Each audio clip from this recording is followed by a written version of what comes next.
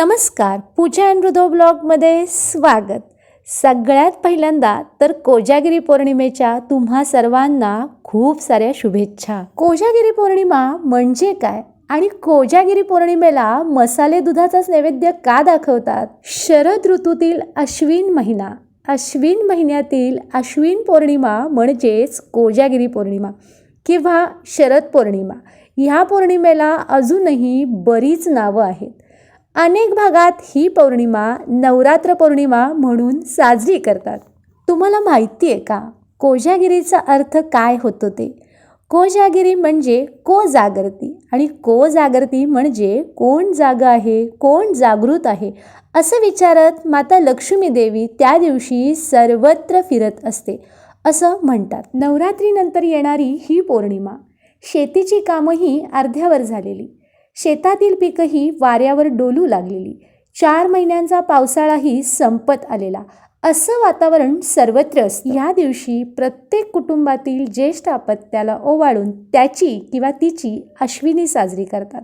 रात्री उशिरापर्यंत गप्पा गोष्टी करतात.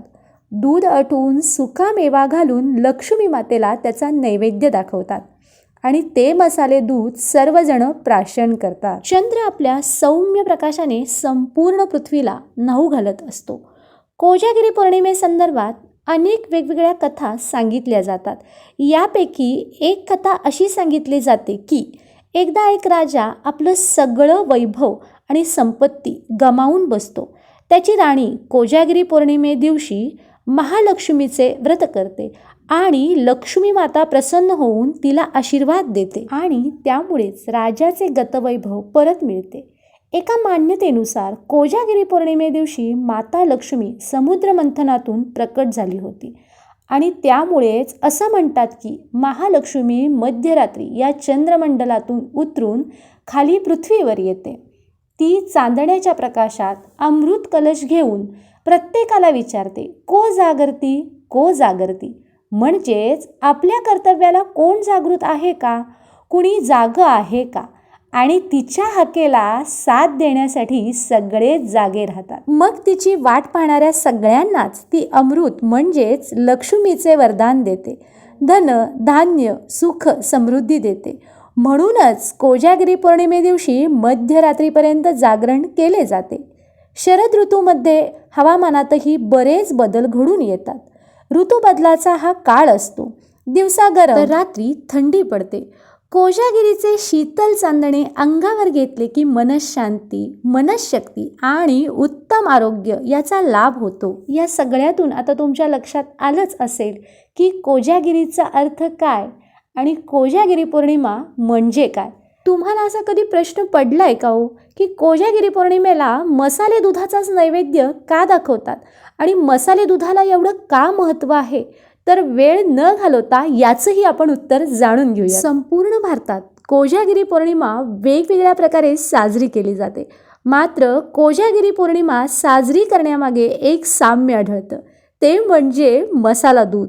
आपणही कोजागिरी पौर्णिमा हा शब्द ऐकला की आपल्यालाही पहिली आठवणारी गोष्ट म्हणजे मसाला दूध. तुम्ही कधी विचार केलाय का की कोजागिरी पौर्णिमेला चंद्राला दूध साखरेचा नैवेद्यच का दाखवतात?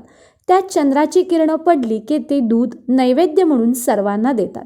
एका पौराणिक कथेनुसार वृंदावनात भगवान श्रीकृष्ण यांनी राधा आणि इतर गोपिकांसह रासलीला केली होती. त्यामुळे ह्या दिवशी रास गरबाही खेळला जातो. मग आता कोजागिरी पौर्णिमेला मसाला दूध पिण्यामागचं काय कारण आहे? तर महाराष्ट्रात पूर्वीपासूनच चंद्राच्या प्रकाशात दूध ठेवून त्यानंतर ते सेवन करण्याची परंपरा आहे. ही पौर्णिमा शरद ऋतूमध्ये येते. या वेळेला पावसाळा संपून हिवाळ्याची चाहूल लागते. वातावरणात अनेक बदल होत असतात. अशा वेळेला शरीराला अधिक ताकदीची गरज असते. ही ताकद म्हणजे कॅल्शियम. आपल्याला ते दुधातून मिळते.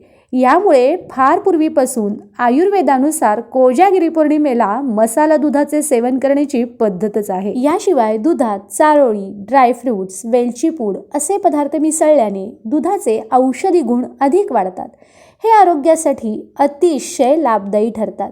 म्हणूनच कोजागिरी पौर्णिमेला मसाला दुधाचे सेवन केले जाते. मात्र चंद्राच्या प्रकाशात मसाला दूध ठेवण्यामागचं काय कारण आहे हा एक प्रश्न आहेच आहे. तर आयुर्वेदानुसार चंद्रप्रकाशात दुधाचं सेवन करणं आपल्या आरोग्यासाठी फायदेशीर असतं.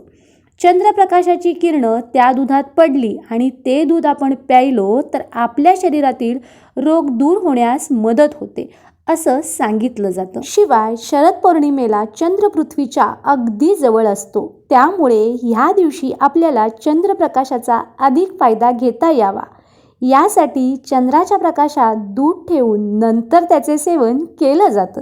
ज्योतिषांच्या मते संपूर्ण वर्षात फक्त ह्या दिवशी चंद्र 16 कलांनी फुललेला असतो. त्यावेळी त्याच्यातून निघणारी किरणं अमृतासमान असतात.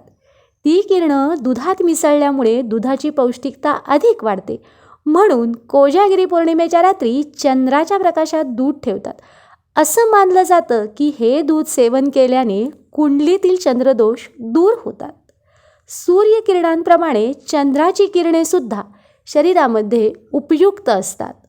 म्हणूनच कोजागिरीला नैवेद्य म्हणून ठेवलेले मसाले दूध प्राशन केल्याने रोगप्रतिकारक शक्तीही वाढते आणि सुदृढ आरोग्य लाभते. शरद पौर्णिमेच्या दिवशी चंद्र पृथ्वीच्या सर्वात जवळ असतो. शिवाय या रात्री चंद्राच्या किरणामध्ये औषधी गुणांचं प्रमाण सर्वाधिक असतं.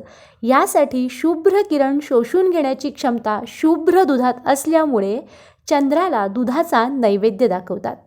चंद्र, चांदणं, दूध, पोहे, साखर या सर्वच पांढरे आहेत. म्हणूनच कोजागिरी पौर्णिमेला हा धवलरंगी उत्सव साजरा केला जातो. असं मानलं जातं की शरद पौर्णिमेच्या रात्री आकाशातून अमृतांचा वर्षाव होतो.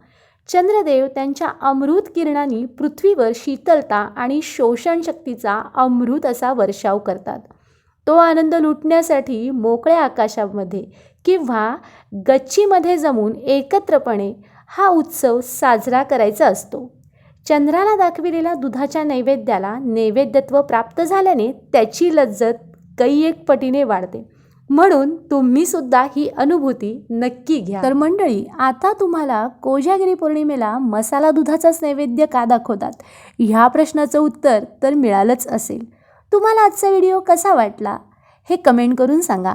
आवडल्यास व्हिडिओला लाईक करा, शेअर करा तुमच्या फ्रेंडसोबत, फॅमिलीसोबत. आणि हो, चॅनलला फॉलो केलं नसेल तर आत्ताच चॅनलला फॉलो करा. भेटू लवकरच नवीन इन्फॉर्मेटिव्ह इंटरेस्टिंग व्हिडिओमध्ये. तोपर्यंत श्री स्वामी समर्थ.